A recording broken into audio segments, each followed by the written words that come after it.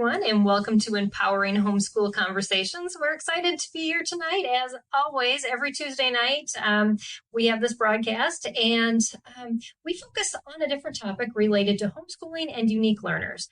And so welcome. Thank you for joining us. If you're joining us live, if you're joining us recorded, that's exciting too. But we are broadcasting live right now on Facebook, YouTube, and Periscope. And we're wrapping up our theme this month on autism, autism homeschooling. And my special guest tonight is Dr. Nicole Caldwell. And welcome. We're so glad to have you with us.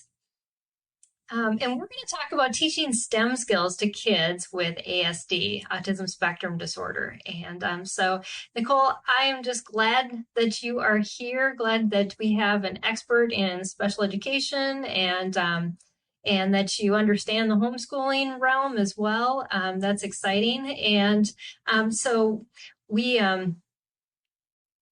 we're just excited to hear what you have to say. I've already looked through Nicole's slides, and I just wanted to let you know that this is going to be a really fun hour in talking about all of these different things. And so you're definitely going to want to stay tuned and definitely want to share this broadcast with others that may be struggling with their student on the spectrum, because she brings a lot of really good points into this. And I also want to thank before we get started, I want to thank Unlock Math for sponsoring this episode. And we're going to hear more about them about halfway through the program. But thank you, Unlock Math, for sponsoring this. And that's exciting because they're, of course, a math curriculum. And we're going to be talking a little bit about those types of activities with kids. So, Nicole, as we're getting started, I would just love for our audience to get to know you and just why you're passionate about autism and why you pursued your education and anything else you want to share, I guess. Oh, excuse me. I'm going to cough right when we start, of course. That's okay. So thank you so much for having me. I'm really excited to be here. This is a topic that I really love discussing. So it's something I have a lot of fun teaching. So I'm really excited to be here. I'll give you a little bit about my background. I have been teaching since about, it seems like so long ago, since about 2006. So however long that's been, we stopped counting when we get past a certain age. So we'll just pretend that didn't happen. But so it's been a while, but I have mostly worked with students with autism in my teaching career. I knew right away when I was taking my first special education course, when I was getting my teaching certification, I just fell in love with the whole concept of special education because it's so hands-on and so individualized, and you can really meet kids where they are and give them what they need. And autism was a particular interest of mine since I recognized a lot of the sensory issues and things like that from my own childhood. I hadn't made the connection then, but I realized that I was a really sensory sensitive kiddo myself. And so that's what kind of led me to the field. So I, after I got my teaching certification, thank you so much.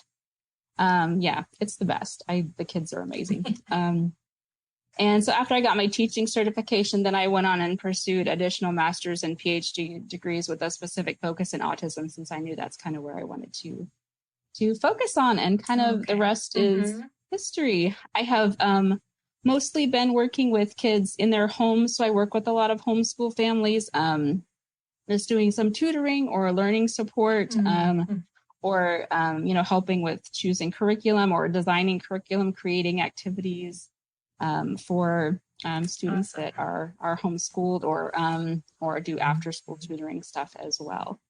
So I work with mostly homeschool families, at least up until the pandemic. Then we've kind of switched up a little bit, and I work with kids a lot online now. So we're just kind of branching out to new things, as we've all had to do over the past year. Yes, exactly. So. We all have. Yes, definitely. So I'm also a mom. I have a 13-year-old kiddo that's my favorite person. And that's kind of me and how I got started and a little bit about what I do.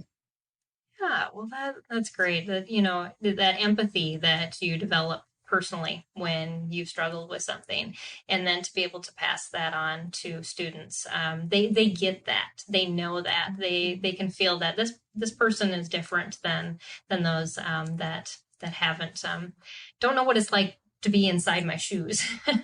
So, so that's awesome.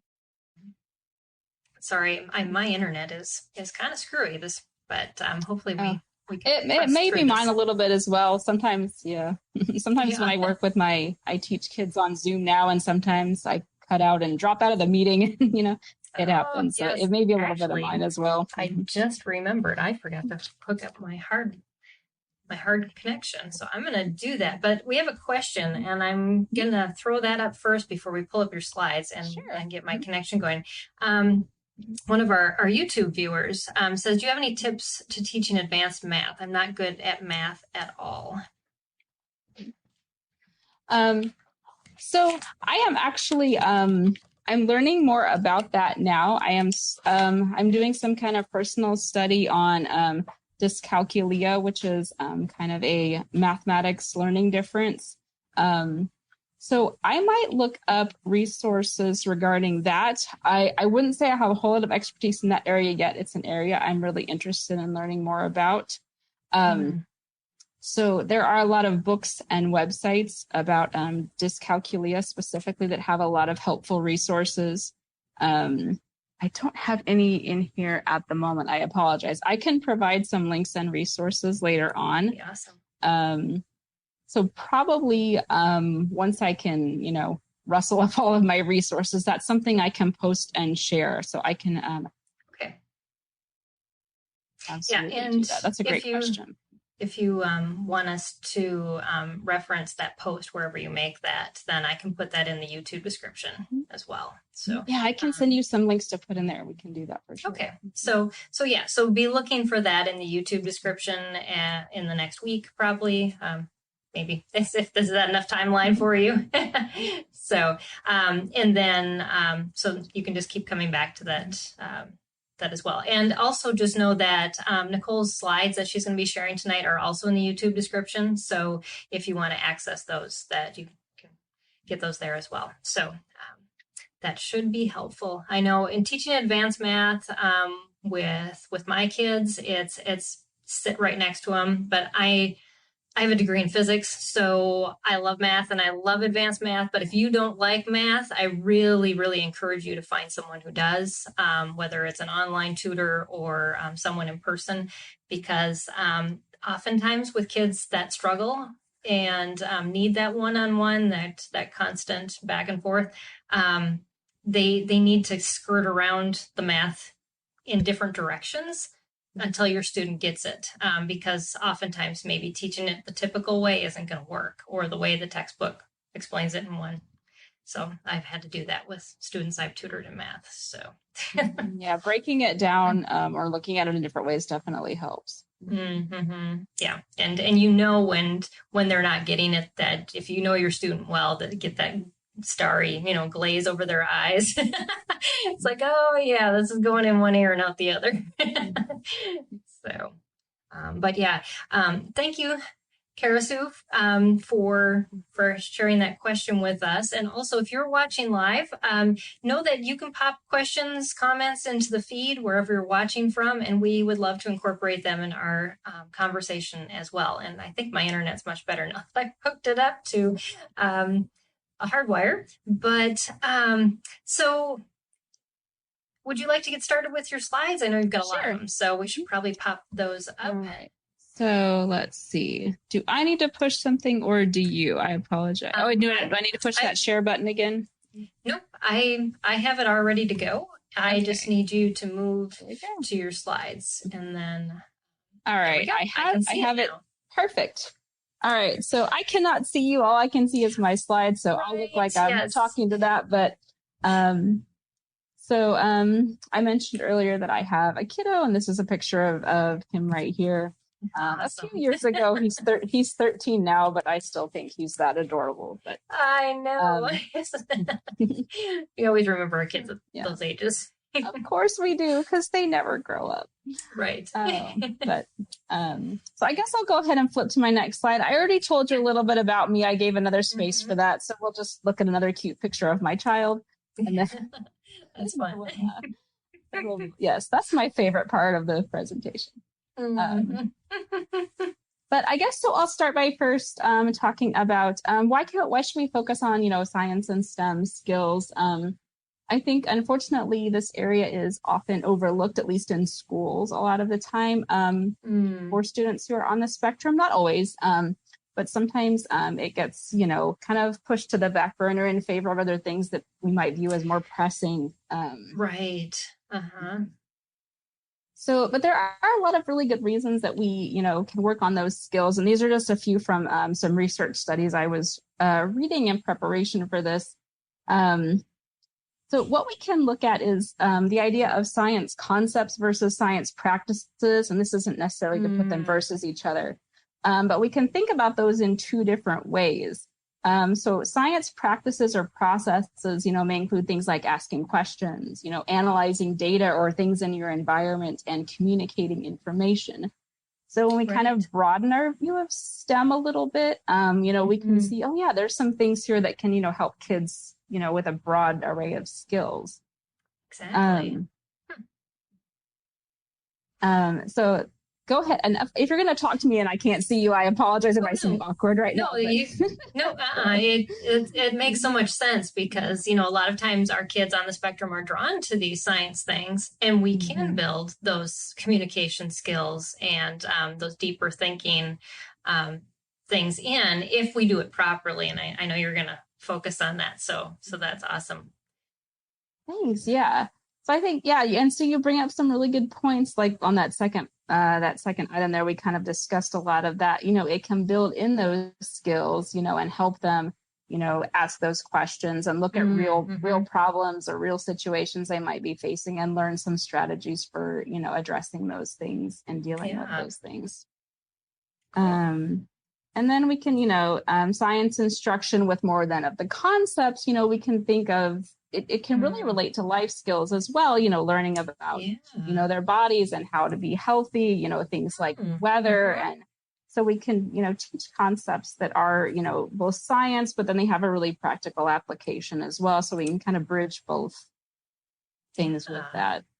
And then if a student, like you mentioned, a lot of students really, really enjoy this. So we can look at it maybe as a vocational skill for some students if they decide they want to pursue, any kind of field, or even things like, graphics design or coding. When we, broaden our view of STEM, we can see that it includes, a lot of things that might be something that our students could do vocationally if they ever grow up. But if I ever allow them to grow up. I know. That's what I mean now. I want my little guy to be little forever, but that's not how it works. So yes. So we have to think about those things as well. Exactly. And the sooner you start that and letting go of that's good. Yes. Yes. That is something I'm currently working on. But so that's a really good point, though. I would totally agree. So I'm going to just kind of share a few little tips and then a few little online resources that you can use to find out more about any of this stuff that you think might really apply to your child. Great. So I'll kind of start with idea number one, which we already touched on a little bit, which was to branch out into different, STEM topics. A lot of times I think, we think of just the science and, technology, math stuff that we learned in our own schools. And that's, awesome stuff to teach and important stuff. But there are other, areas too that we might want to consider for our kids if they have an interest in it. So many of the students I've worked with, have really good, visual spatial skills or art skills or things like coding. Kids on the spectrum are often really good at things like that. Or if they have a really strong interest in a certain type of animal or a certain, any type of science, we can, as homeschoolers, we can really jump into that and let them explore that interest, as its own kind of class or as its own, extracurricular thing that we're doing. So go ahead. Sorry. Oh, it's just you faded out for a second. So I was trying to listen. Thank you for letting me know. Yeah, perfect. Yep. So I'll just kind of, if you can, the pictures may be kind of small, but if you get the download of the slides, you will be able to see a little better. These are all different 3D modeling designs that kids and teens that I've worked with over the past few years have made. So of various ages 7 through about high school, 7 years old through about high school age. We're doing different things with. This is a 3D modeling program that you'll see linked. Yeah, you shared as a resource at the end. Okay. But something they'd all never tried before. Yeah, there's a link to it there. So 3D modeling is a really cool thing to try. And the program that I'm linking to is free. So it's a fun thing to try out. Cool. And see if your child maybe has an interest in it or if they think it's fun. It's a really cool thing to try out. Very neat. So let's see. Idea 2, this one is using visual supports. This is not new. I know that if you're a parent of a kiddo or a teen on the spectrum, this is not, news to you. Right. But we can take these same concepts, of using pictures, picture schedules, graphic organizers, and then just apply that to whatever science content you're wanting to teach. That's a really great idea. I love it. And so I have here just a couple of, this was like a science experiment log, and then I just have little spaces on there for each thing. And then they can, you can cut out and paste pictures on there, or you can draw or write. So this is kind of a different way to, express or show what you're going to be doing for the experiment. I'm going to put up this is another version of it next. This one is available online. It's a free download. But I used this one with an online class I was teaching of some first and second graders. And, we started out with just like 3 simple steps. Let's ask a question, let's make a guess, and then let's see what happens. So we started out kind of simple with that. And I just, wrote down their notes. So there's kind of different ways you can just use those visuals to guide and support. And like I said, I know if you're a parent, you probably already know a lot about these, but they're just something you can, add on to your science instruction as well.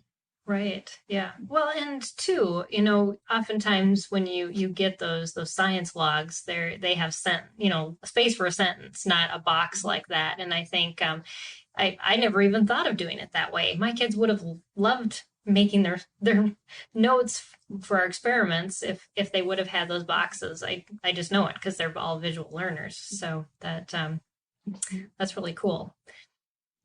And I have some students who just really like art and drawing, and they would love to draw their own stuff instead of writing it as a sentence. So it's kind of, let's you be flexible, like you said, for however they express that best. Yeah. Very cool. I love that. I was going to also walk through another visual support I used. This was a science experiment that I did with that same group of first and second graders I mentioned a minute ago. Right around the holidays, we did this little marshmallow experiment. Which one would melt faster, a big or small marshmallow? And so I had purchased this, set of visual supports for any science experiment, and then you can kind of customize it. So it breaks it down into each step and has kind of a visual reference for each step of the experiment, so you're asking a question and it has a picture there that represents that. And then, we wrote out our question, and then we added the picture of the marshmallows, which marshmallow will melt first.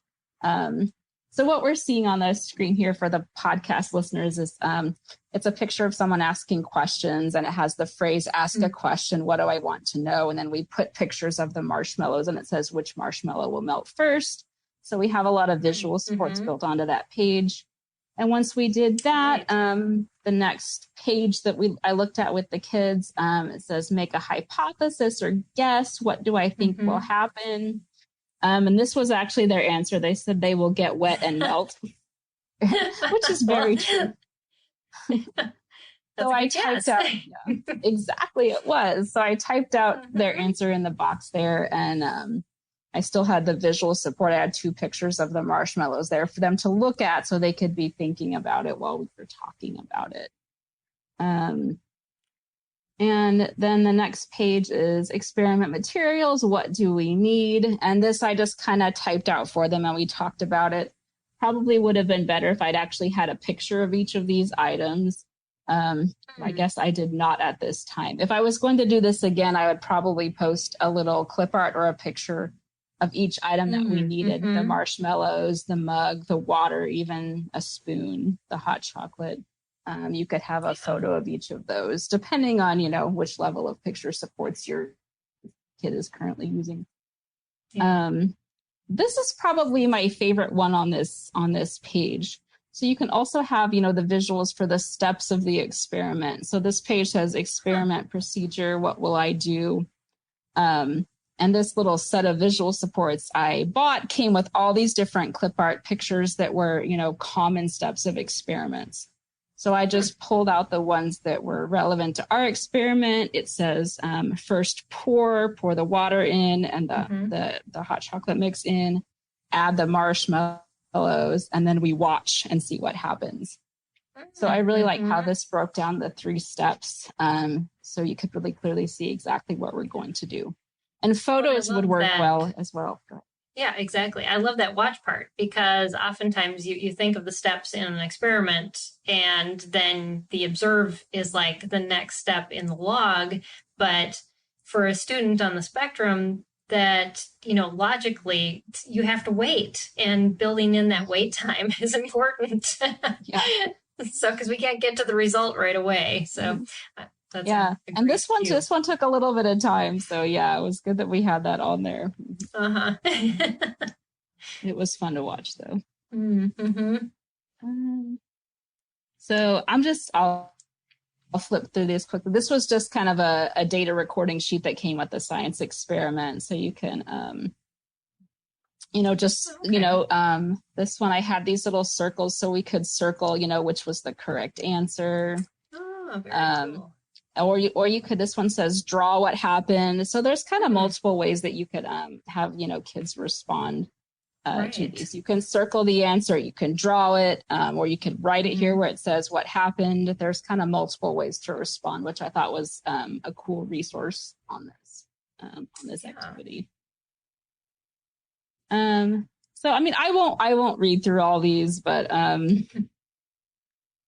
so you just kind of, write out all the steps. And I just kind of typed out what they stated to me on these. So I love that it asks not only what they saw, but it also makes them process it. What did you learn? And as you were going through those slides, because oftentimes we stop at what did you see instead of, what can we take away from that? And they came up with some, interesting responses there. So they did a great job. I'm just looking back at, I just typed out what they told me. So they were good. They did a great job. Yeah, they did. This was like 6 months ago. So I'd kind of forgotten what we did. So that was fun to relive that experiment. But, right.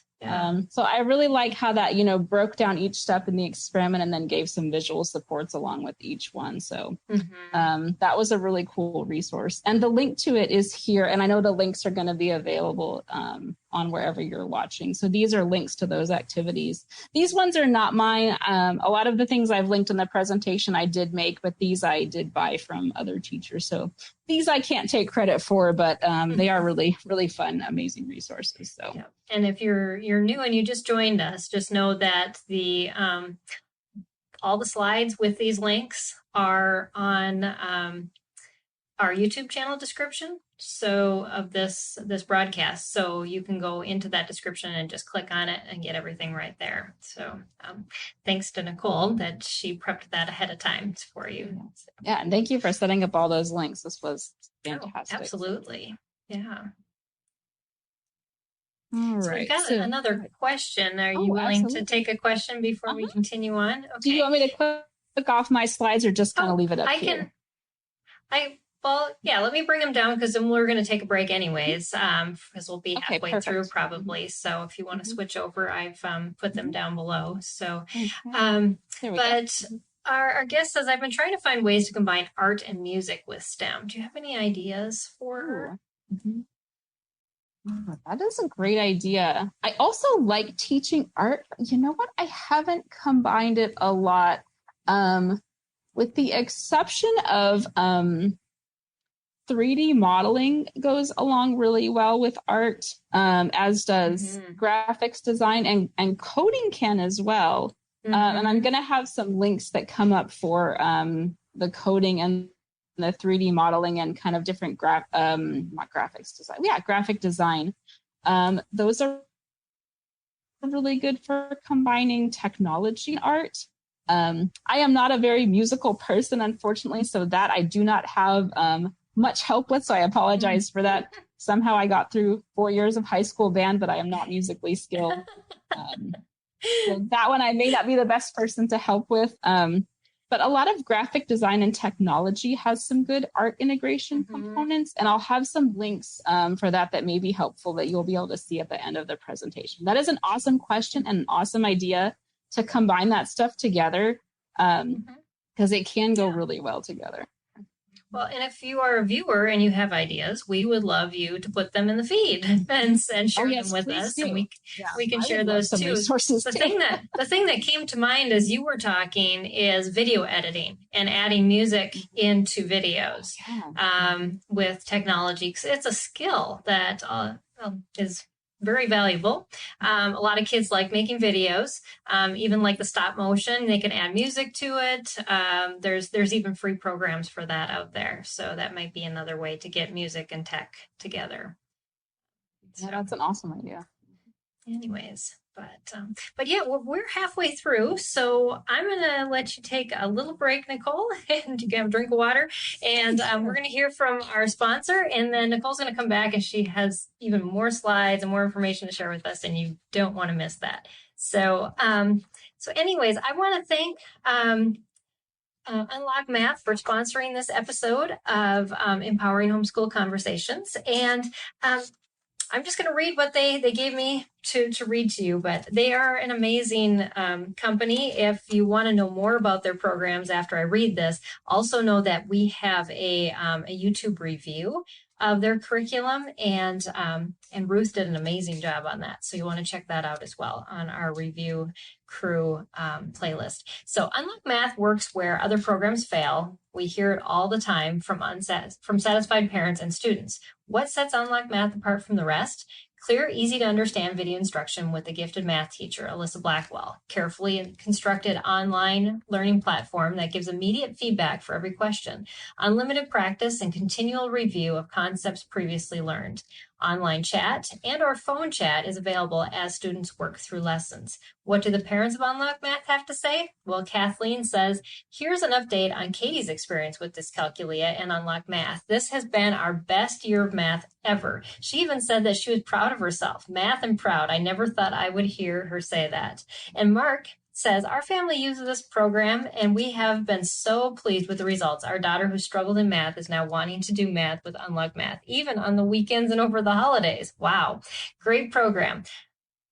You can be the next Unlock Math success story. Get started with a 14-day free trial. You can learn more about this amazing math program for grades 6 through 12 at unlockmath.com. So thank you, Unlock Math. We greatly appreciate your partnership as well as your sponsorship of this broadcast. And so I'm going to bring Nicole back, and we're going to continue talking about STEM and teaching STEM to kids with autism spectrum disorder.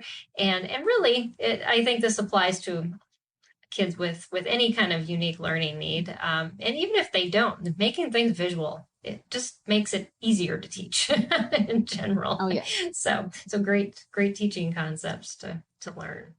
So yeah. So should we bring up your slides again and go from there? Sure. Yeah. Just let me know when Okay. Well, I'm ready, and I'll flip the window over. Right now. Okay. There we go. All right. And as I was listening to to that ad, that seems like kind of perfectly correlated with the first question we got about, teaching math skills. And I had mentioned dyscalculia resources. So it sounds like that may be a good one to check out to the person who asked the first question as well. Yeah. And Ruth does an amazing job with that review. So yeah, just have to check that out. That's awesome. Yeah. All right. So idea number 3. All right. Well,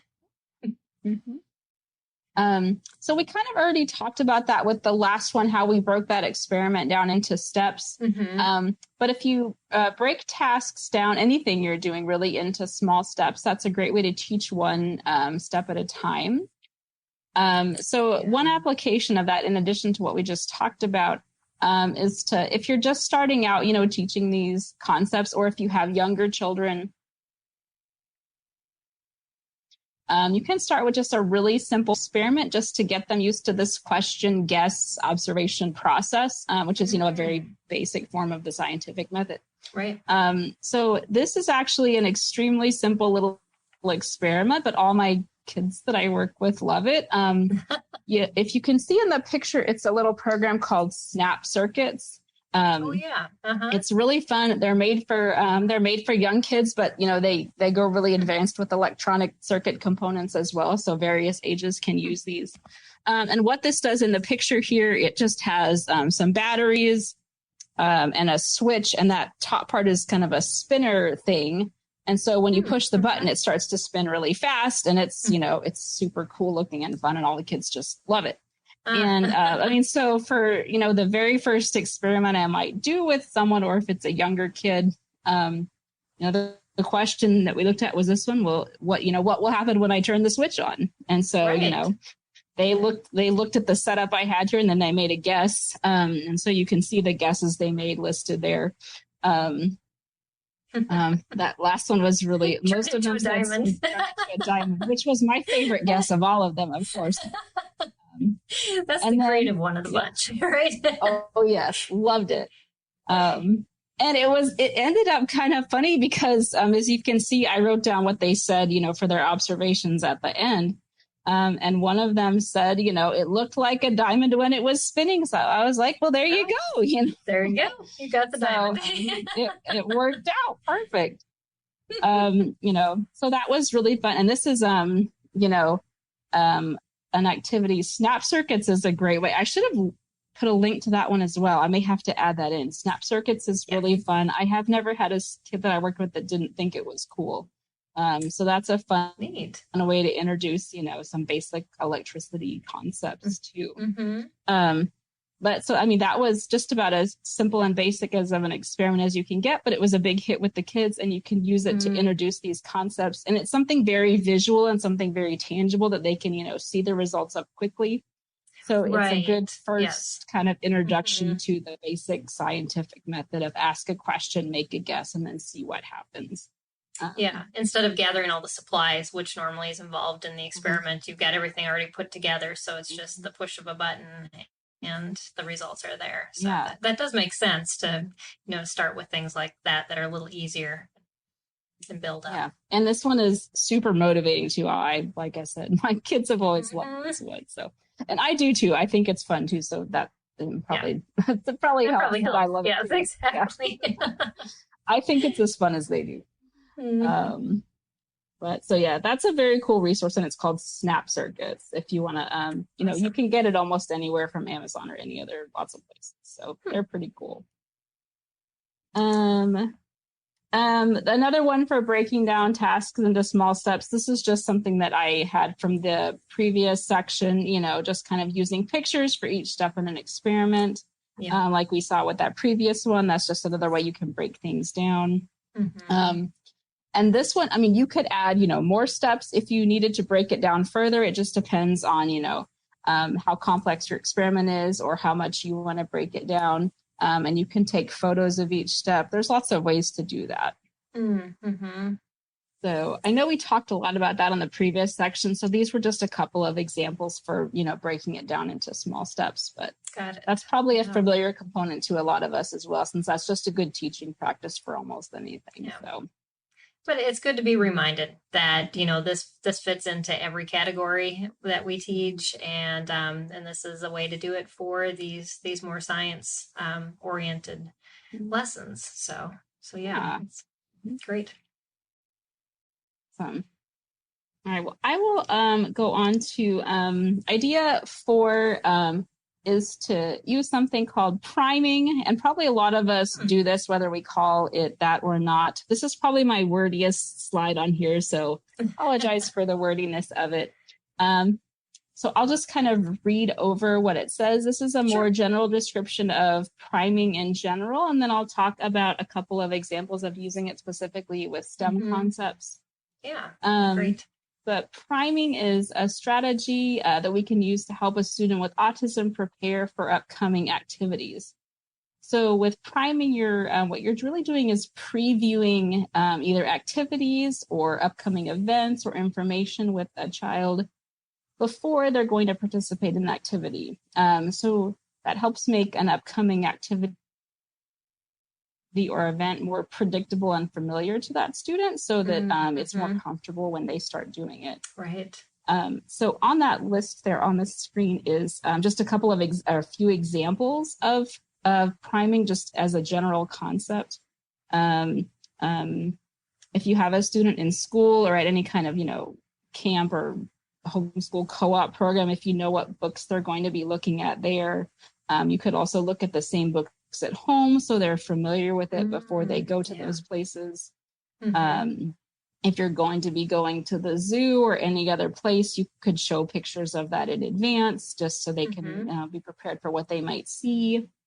If you know you're going to be doing a particular assignment, you could go over it in detail up front, show examples, explain it, so a student really knows what they're going to be doing, so that can help relieve some anxiety about assignments. Yeah. And I think I mentioned that a minute ago, showing examples of completed assignments, as well as using things like rubrics to show exactly, what is expected in the assignment, break down everything step by step that they're going to need to do. Or just doing a demonstration of something. So what you're just trying to do with this is give a student, information up front so that they're not, thrown off by anything unexpected later on. Right, because when you start adding lots of tasks, especially when they get older, that can get difficult. Am I doing everything I need to, and remembering all those steps, and that executive functioning part is nice to have all those little helps in there for that. Yeah, and rubrics are helpful for that as well, I think, too, because you can almost use those for like a checklist, for making sure you have everything done. Yeah. I built a rubrics for my son's high school science, and one of them was check your spelling on his, on his report, where, they're thinking, well, I just have to do science, but no, you need to also use a full sentence and you need to spell things correctly.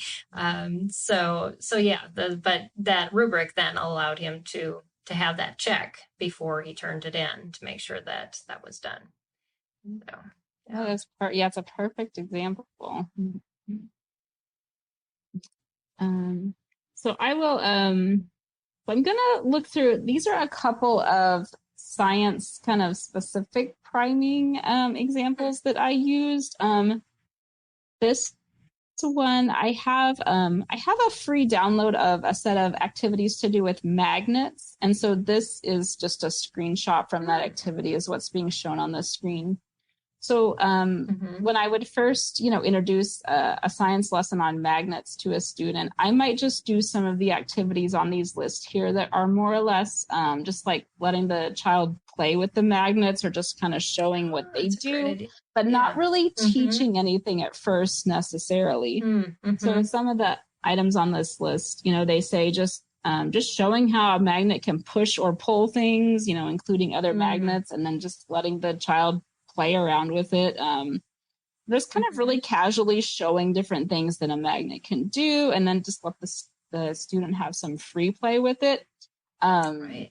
that's kind of what I do first, just so the student, gets, used to the materials, kind of sees what they, can and cannot do before we try to formally teach anything. Right.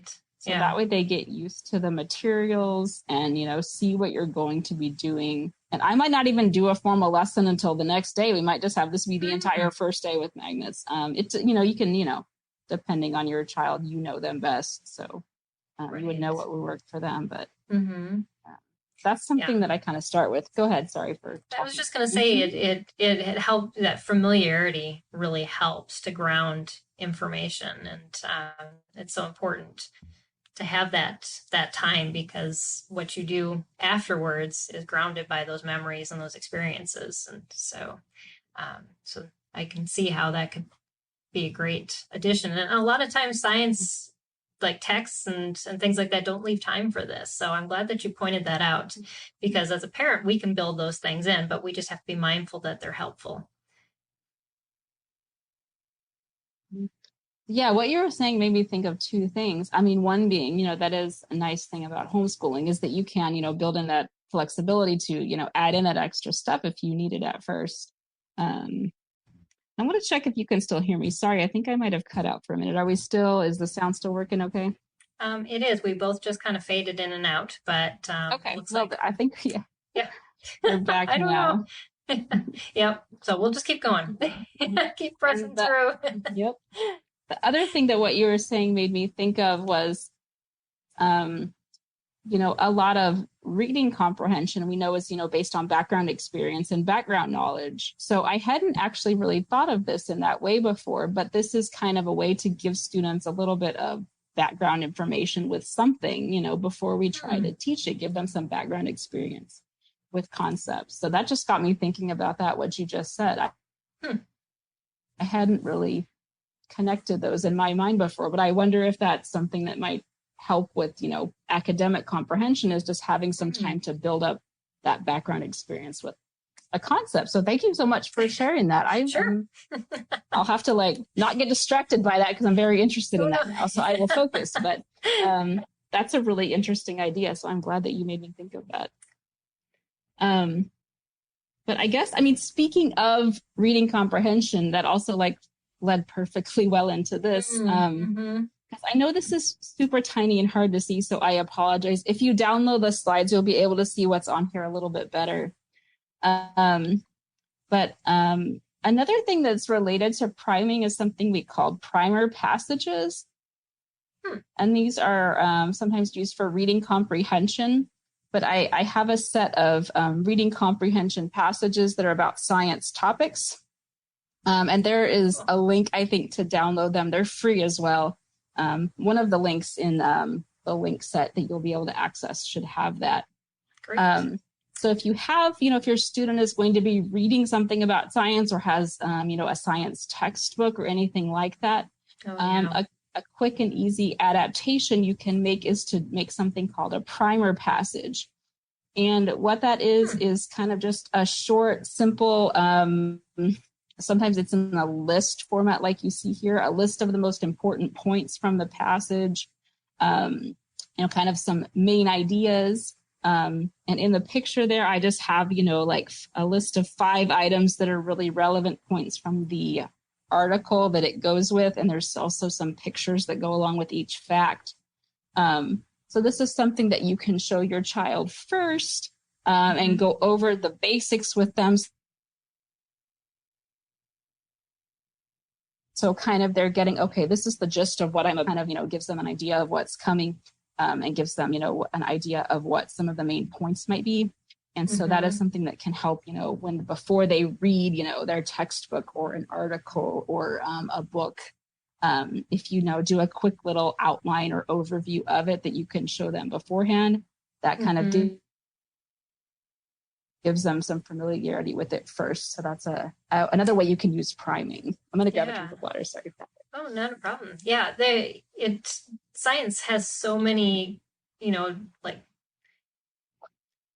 hard to understand concepts sometimes. And when you use those pictures and just link that to things that when when they hear that again, they can think right back to that picture. And I can see how this can be super helpful, because those texts can get really long. And I was trying to read through a bill the other day, and I was feeling the same way. I'm like, I need pictures. I need somebody to actually do the visuals for me, because I'm not understanding this.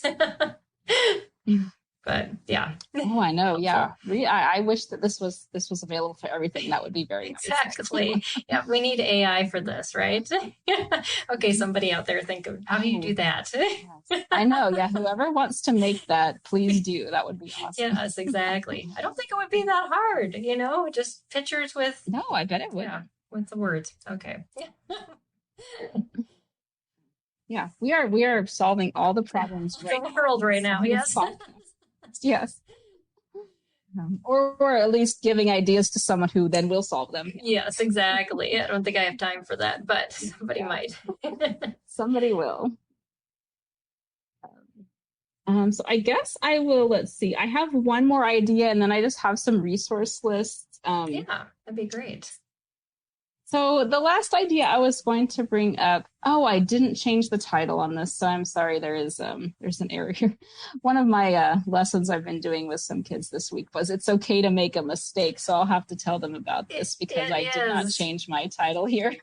That's okay. I had the header above our broadcast for months, and it had a misspelling in it, and I thought, oh my goodness! But I'm not going to go back and change it. I'm human. That just happens. So. Yep. So if you go back and watch previous episodes, you'll see that Conversations is spelled wrong. I bet I never would have noticed. Yeah. No. So I probably shouldn't have drawn attention to it either. But since I did, oh well. So what's idea number 5 then? It's a mystery now. Yeah.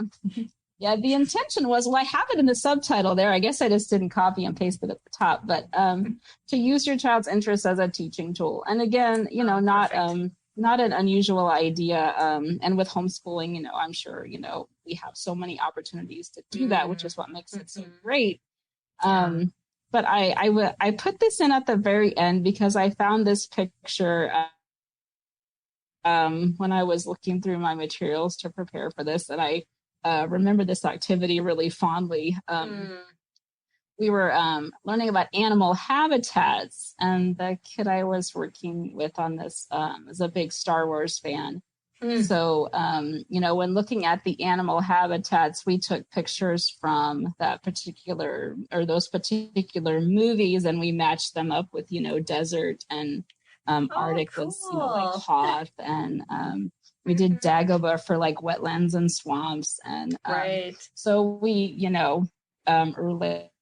related it to what that student was interested in. So I thought it was just kind of a fun little way to end. That's because cool. I remembered that. Yeah. I was like, that was so fun when we did that. So that one, just anything you could think of as a way to relate it to something your child's interested in really makes it fun. And I don't remember how we came up with this idea. You might not think automatically, we could totally do Star Wars with, animal habitats, but we found a way to make it work. So, and so that was just a really fun way to do that. And that is one of my, favorite teaching approaches, is taking what they're interested in and using it to teach, whatever we're working on. So that's probably my favorite thing, my favorite teaching strategy ever. But, and it's perfect for homeschooling because we have all that flexibility that we can, to build in with that.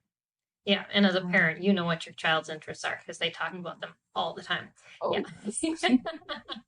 I'm at the conundrum right now. I'm trying to build fashion into everything, which that's my daughter's go-to. And it's like, what can we do now? But yeah, sometimes you can't. I know. Yeah, sometimes you run out of ideas, but that's what And that's what online communities are good for too, thinking of different ways to get ideas from somebody else who's maybe more creative than you are. Yeah. Well, awesome. Yes. Well, I am all about it. Yeah. Well, we've got 10 minutes, so I'd love to be able to share your resources with us. Yeah. So I'll just kind of flip through the resource list, and then if there's any additional questions, we can take those, I guess, and then we'll wrap up. That'd be great. So these are a few different free or low cost online tools that I use a lot. So the first one is a website called Starfall. You may be familiar with a lot of these, but Starfall is an online games website. It's not just for STEM, but it does have, some math and science and different activities on there that are really fun, and they are designed I think, a lot of teachers and parents use them regardless, but they are really set up to be very, simple and step-by-step and systematic. So they're really great for when we want things broken down. That's a really great website. They have some free stuff on there, and there's also a subscription, but I think it's fairly low cost. But they have some free stuff as well, so it's worth checking out. Cool. I use PBS Kids Games a lot. If you a lot of parents that do use this particular link, the one that says pbskids.org, oh, I love it. And if you use that particular link there, it says /games/all topics. Then you can go to, they have, it completely categorized. You can go to science games, you can go to math games, you can go to nature games. They have it all broken down by topic, so you can just click on whatever you want, and it takes you to a whole section of games about that. So that's a very well-organized list of all the PBS Kids online games, which are really cool. Great. I've been using Kindle Unlimited a lot too. It's on your computer, or if you have a Kindle device. This lets you check out or have like 10 books at a time, and you pay a monthly subscription, but then you can get not any, but only some books participate in this program. But there are a lot of science and math and STEM books on there, so you can just have up to 10 books at a time, and so you don't have to pay for each individual book. You just pay, I think it might be like $9.99 a month, and then you can get 10 books at a time. So it's kind of a way that you can add a lot of reading material to your digital library without spending a lot of money. So I've been using that a lot this year. Neat. SciShow Kids on YouTube is a really fun science video channel. Kids I've worked with really like it. It's really cute and really fun, but the videos are really educational as well. So that's just a fun YouTube show to check out if your kids, I was going to say if your kids like YouTube, but probably most kids do. Yeah, exactly. But it's a safe channel. So it's always good to know as a parent. I know. So I kind of feel like with a lot of these, I know that, too much technology is not good, but they're going to be on it sometimes, and then may as well let it be educational. So I totally these agree. are great for that. And then those last two there, those might be more for the older students. Tinkercad is that 3D modeling program that you saw some of those pictures from earlier. It's at least the last time I checked, I actually haven't used it much in the last few months, but last time I checked, it's totally free to use. They have some built-in tutorials on there.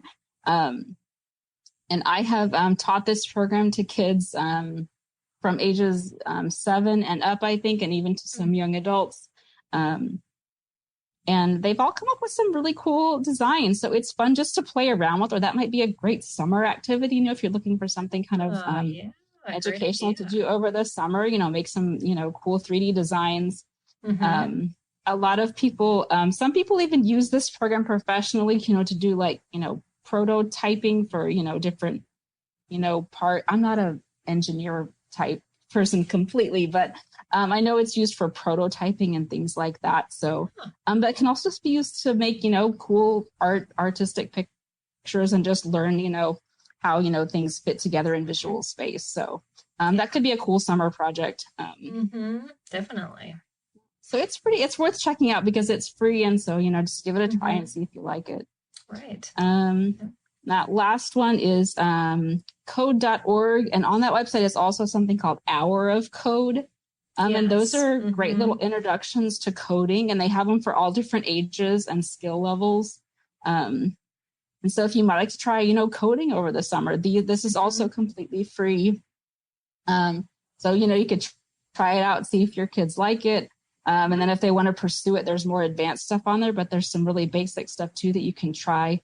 And they have a lot of fun themes. They have, Minecraft themed stuff. They have, Disney themed stuff. Oh, cool. I think what other things. They have a Star Wars coding one. So if your kid happens to be interested in any of those things, you can use that, to teach coding. So there's some cool stuff on there to check out, which might be good for summer as well. Yeah. Great ideas. Yeah. So those are super resources. Those are some of the links that are pretty cool to check out. If you look at the the download of this presentation, these are some of my links if you want to find anything else about me. You'll also find the references for this presentation there. But yeah, because I'm like that. I am all about the references. So, but that's the end of the slides. If you want to turn those off, and I can come back on. That'd be great.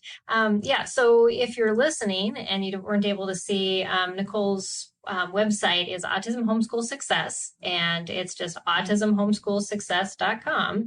And that's where you can find her. And then, of course, in the slides, you also shared how to get connected with your Facebook pages and your Teachers Pay Teachers site and all of that. So lots of great resources out there. And so if you have any comments or questions, we have a couple minutes before we're wrapping up. And I know there's a little bit of a time lag between when we're talking and when you hear us. So we'll wait a couple minutes to see if anybody has anything to share or to say. But this has been great information, Nicole. I really appreciate how you've just broken it down so simply, and just given us some great resources. So thanks for doing that and making such great slides. Yeah, well, thank you so much for having me. I was super nervous. You could all probably tell, but this was so fun, and I'm really appreciative of the opportunity to be here. So thank you so much. Yeah, and our internet lasted, so amidst all the little glitches. But yeah, so this same episode will come out on Sunday. We broadcast live Tuesday nights, but on Sunday the podcast comes out, and so you'll have to watch for that link if you're more into podcasts versus videos. And then we also take 4 shorter segments of this video and re-release them on the YouTube channel next week. So then if you can get little snippets, if you don't have a full hour to devote, but you still want to learn a few things about STEM and teaching, we'll make sure you get that as well, in the size of content that you can process with all the craziness going on in your house. The crazy thing is, I have to tell you this, Nicole, is that we watch the traffic on our website, and the busiest time is in the middle of the school day. And so it's like, I'm desperate. I need something now. I'll go to Sped Homeschool and try to find it. But hopefully you can find it. Just do a search. You'll find everything on there. Search the YouTube channel, search our website. We've got some great articles by all of our partners and on there too. So we do have a question. Okay with me putting that up? Okay, so Amber asked some really cool tips tonight, considering I have twin boys with autism, also first-year homeschooling. So it gives me some new ideas to use maybe next year and through the summer. Thanks, Peggy, as well. You are welcome, and that's cool feedback. Thanks. Yeah, I'm glad to hear it. Yeah, and you gave some great ideas for helping us make it through the summer, because I know when you've got really active boys, you want to have a list of to-do things at the ready. As you know, you with the 13-year-old. Oh, yes. He is still quite active, yeah. Yes. Oh, that's great. Well, speaking of active, we have finished this month's topic on autism homeschooling, but next month, we are talking all about getting outdoors and getting your learning outdoors. With the weather getting better, we want to encourage you to just even take your books outside or do whatever. But so we have guests that are passionate about outdoor learning. And so next week is our first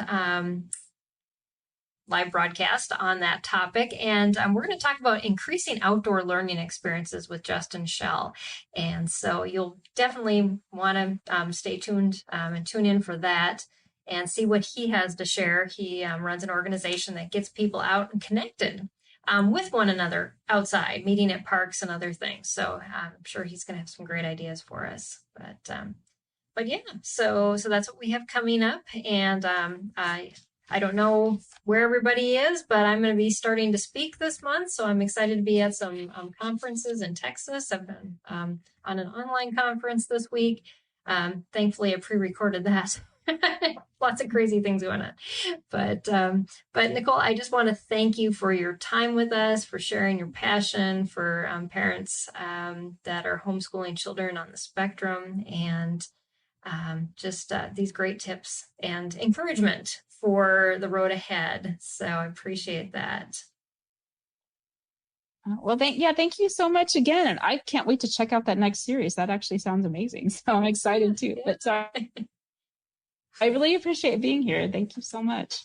Yeah, well, it's been great having you, and you did awesome. So just know that you can do live. So and we just want to thank. Yay! Now we know. Yes, exactly. And I want to thank all of our viewers for watching tonight. And we just thank you for supporting us at Sped Homeschool, and also thank you to Unlock Math for sponsoring this episode. Definitely check out their website at unlockmath.com and the review on our Review Crew playlist as well. So yeah. So next week we'll hopefully see you all again as we dive into a new topic. And so have a great week, and we'll see you all then. Bye, everybody. Thanks so much.